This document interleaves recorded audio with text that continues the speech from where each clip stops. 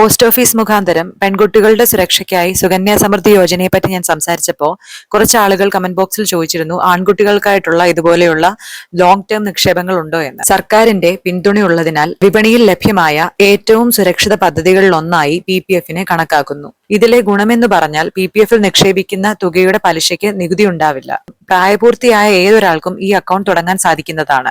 ഇനി അതുമാത്രമല്ല, പ്രായപൂർത്തിയായവർക്ക് സ്വന്തം മക്കളുടെ പേരിലോ അല്ലെങ്കിൽ പ്രായപൂർത്തിയാകാത്ത മൈനറിന്റെ പേരിലോ അക്കൗണ്ട് സ്റ്റാർട്ട് ചെയ്യാനായിട്ട് സാധിക്കും. വർഷാവർഷം അടയ്ക്കേണ്ട ഒന്നാണെന്ന് വിചാരിക്കേണ്ട കാര്യമില്ല. കാര്യം നിക്ഷേപം മുടങ്ങിയാലും ആ നിക്ഷേപിച്ച തുകയുടെ പലിശ നിങ്ങൾക്ക് കിട്ടിക്കൊണ്ടേയിരിക്കും. ഉദാഹരണത്തിന് നിക്ഷേപം 2 വർഷം മുടങ്ങുകയാണെങ്കിൽ 1 വർഷത്തിന് 500 രൂപ വീതം 2 വർഷത്തേക്ക് 1000 പ്ലസ് 50 രൂപയും കൂടെ ചേർത്ത് അടയ്ക്കുകയാണെങ്കിൽ നിങ്ങൾക്ക് നിന്നുപോയ PPF അക്കൗണ്ട് വീണ്ടും പ്രവർത്തിപ്പിക്കാവുന്നതാണ്. ഈ 500 രൂപ വീതം അടയ്ക്കുന്ന തുക നിങ്ങളുടെ അക്കൗണ്ടിലായിരിക്കും ചെല്ലുക. ഇതൊരു പിഴത്തുകയല്ല. നിക്ഷേപകന് പണം ഗഡുക്കളായോ അല്ലെങ്കിൽ ഒന്നിച്ചോ നിക്ഷേപിക്കാവുന്നതാണ്.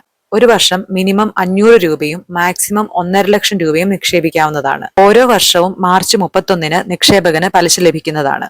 ഈ പദ്ധതിയുടെ യഥാർത്ഥ കാലയളവ് 15 വർഷമാണ്.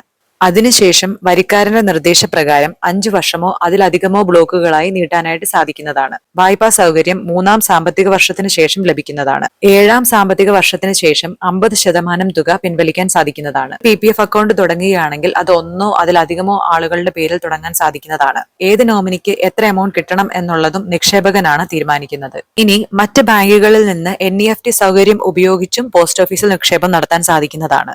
അക്കൗണ്ട് തുടങ്ങുന്നതിനായി 3 passport size photo, PAN card, ഏതെങ്കിലും ID പ്രൂഫിന്റെ ഫോട്ടോ കോപ്പി, പിന്നെ അക്കൗണ്ട് തുടങ്ങുന്നതിനായി അപേക്ഷ കൊടുക്കുന്ന ഫോം ഇത്രയും ഫിൽ ചെയ്ത് അടുത്തുള്ള പോസ്റ്റ് ഓഫീസിൽ സബ്മിറ്റ് ചെയ്യുക. ഈ പലിശ നിരക്കുകൾ 3 മാസം കൂടുമ്പോൾ മാറ്റത്തിന് വിധേയമാണ്. കൂടുതൽ വിവരങ്ങൾക്കായി അടുത്തുള്ള പോസ്റ്റ് ഓഫീസുമായി ബന്ധപ്പെട്ടാൽ മതി.